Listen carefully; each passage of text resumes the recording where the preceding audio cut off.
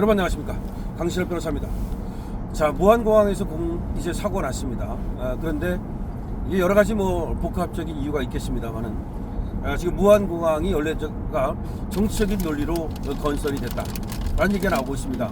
여기가 활주로 길이가 짧고요, 그리고 조류와 충돌 가능성이 있다는 거죠. 그 말고도 공항 운영의 어떤 그 노하우가 적다는 겁니다. 이런 여러 가지를 고려한다면 이 무안공항이라는 것이 국제공항으로서 쓸 수 없는 그런 것이 아니냐. 그런데 무리하게 정치 논리로 밀어붙이다가 이런 사고를 키운 것이 아니냐. 물론 사고가 오로지 공항 탓은 아닙니다. 하지만 이번의 사고는 상당히 공항과 연결되어 있다고 해도 과언이 아닙니다. 먼저 지금 비행기가 조류와 충돌한 것은 거의 분명해 보이고요. 그 다음에 조류하고 충돌한 다음에도 이 동체 착륙을 하는 과정에서 과연 관제탑이 제대로 이 안내를 한 것이냐, 그런 얘기가 지금 나오고 있는 겁니다. 지금 언뜻 봐도 관제탑이 이 기장을 제대로 안내하지 못한 것이 아닌가, 이런 얘기도 있고요. 그 다음에 그 조류와의 충돌 가능성을 그 200m 정도 내려왔을 때 비행기가 좀 늦게 지금 얘기를 한 것으로 보이거든요. 그러면 조류와의 충돌 가능성을 좀 더 미리 알려줬더라면, 그리고 또 비행기가 동체 착륙을 함에 있어서 그 방향이라든가 내지는 방법과 관련해서도 조금 미숙한 게 아니냐라는 얘기가 나오고 있고요. 더군다나 왜 구조물이 그 딱딱한 시멘트 구조물이 있느냐, 거기에 그런 구조물이 아니라 예를 들어서 타이어라든지 내지는 모래라든지 이런 구조물로 돼 있었다면 이런 참사를 막을 수도 있지 않았을까, 이런 얘기가 나온단 말이죠. 그렇다면은 어쨌든 간에 이 공항의 문제점이 분명히 사고를 키웠다라고 볼 수 있는 것이고요. 특히 무안공항은 말이죠, 그 위치라든가 구조가 다른 국제공항에 비해서 공항으로서 상당히 좀 떨어진다. 그래서 한때는 고추 말리는 공항으로 불렸죠. 원래 공항을 만들 때에는 연간 992만 명이 이용할 것으로 예측을 했다는 겁니다. 근데 작년에 이용객은 불과 24만 6천 명에 불과했다는 거예요. 24만 6천 명밖에 안 되는 거를 만들 때는 무슨 992만 명이 이용할 거라고 그렇게 정치 논리로, 그래서 이걸 갖다가 이제 한화갑 공항이라고 부른다는데요. 이 공항이 그러니까 정치인의 어떤 힘에 의해서, 어떤 정치 논리에 의해서 무한 사람들을 어떻게 보면 표를 사기 위한 그런 공항이 아니냐. 그리고 광주공항하고 무안공항을 합해서 하나의 공항을 만들었어야 되는 게 아니냐, 지금 그런 얘기가 나오고 있는 겁니다. 사실 무안공항은 말이죠, 2007년에 개항을 했는데 서남권 거점 국제공항으로 설계가 됐습니다. 활주로는 약 2,800m 정도 되고요. 그래서 다른 국제공항보다는 짧은 편입니다. 전남도는 내년 완공을 목표로 해서 활주로 길이를 3,126m로 늘리는 연장 공사를 진행 중이었습니다. 이 공사 탓에 무안공항 활주로는 300m 가량을 또 이용할 수 없는 상태였습니다. 다시 말하면 실제 이용 가능한 거리는 현재로서는 2,500m 밖에 안 됐던 겁니다.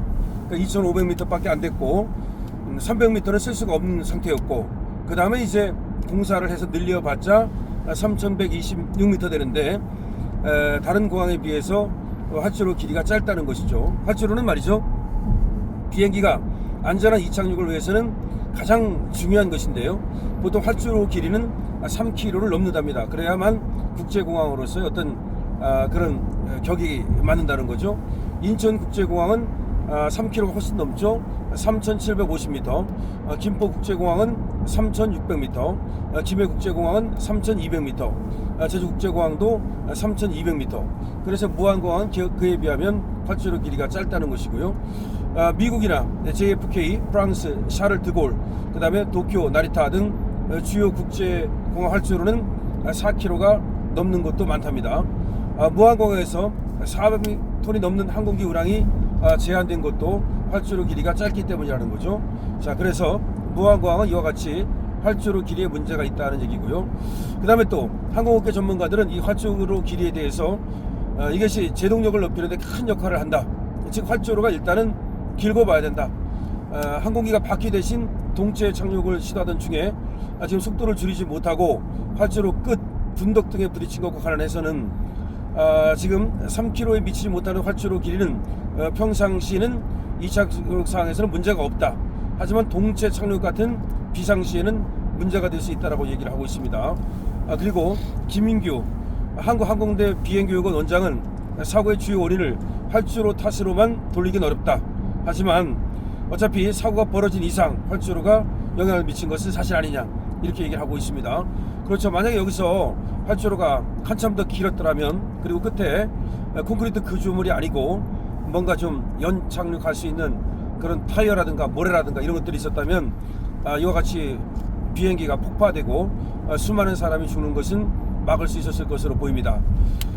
사고 원인 중에 또 하나가 이제 버드 스트라이크, 조류 충돌이라는 것인데요. 이거는 처음부터 이 조류 충돌의 가능성이 무안공항에는 있었다는 것이죠. 지금 랜딩 기어가 내려오지 않은 이유도 지금 조류 충돌 때문으로 보여지고 있는데요. 그렇다면 철새 도래지가 4곳이나 있는데 주위에 여기에 공항을 세운 것 자체가 잘못된 것이 아니냐.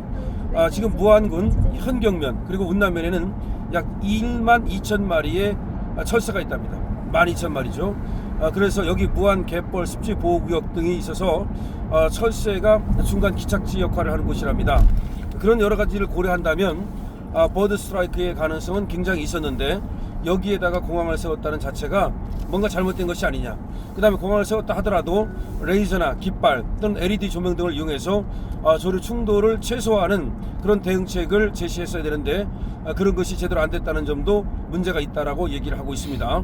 그 다음에 무인공항은 말이죠. 무안공항은 우리나라 그 인천국제공항을 제외한 전국 14개 공항 중에서 조류 충돌 비율이 지금까지도 가장 높았답니다.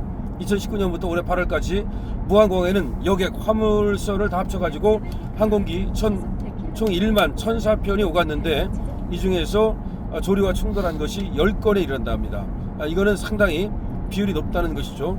그러면 이와 같이 이미 조류 충돌이 많이 있었는데도 불구하고 이 조류 충돌을 막기 위한 그런 어떤 충분한 어떤 준비가 돼 있었는지 이것도 의문이다라고 얘기하고 있습니다. 결과적으로 무안공항이라는 것이 조류 충돌 가능성 내지는 활주로의 길이 내지는 공항의 어떤 운영의 미숙 이런 것들이 전부 다 합쳐져 가지고 이런 대형 사고가 났다는 것이고, 어쩌면 여기에 공항을 만든 것 자체가 하나의 그 정치 논리 아니냐. 992만 명이 이용한다 그랬지만 실제로는 26만 명밖에 이용을 못할 정도로 고추 말리는 공항이라는 어떤 불명예를 쓸 정도로 공항의 필요성이 없었는데 처음부터 공항을 만든 게 아니냐. 그러니까 여기다 무안에다 공항을 만든 것이 아니라 광주공항을 키우는 방법으로 그렇게 했어야 되는데 결국은 이쪽의 사람들의 유권자를 생각해서 공항을 의도적으로 일부러 무리하게 만들다 보니까 이와 같은 어떤 사고가 일어난 것이 아니냐라는 얘기가 나오고 있습니다. 여기 말고도 우리나라에 말이죠, 지금 쓰지 못하는 사실상의 무용지물이 된 공항들이 많이 있죠. 근데 그것이 지역개발 논리라든지 내지는 정치 논리로 공항이 많이 만들어졌습니다. 이런 공항들에 대해서도 그 폐쇄 여부를 심각하게 고려해야 되고요. 그리고 운용을 한다면 지금 점검에 들어가서 공항에 어떤 운영에 문제가 없도록 해야 될 겁니다. 왜냐하면 이런 사고가 일어나면 수많은 사람들이 이렇게 죽기 때문에 이거는 만반의 준비를 갖춰야 됩니다.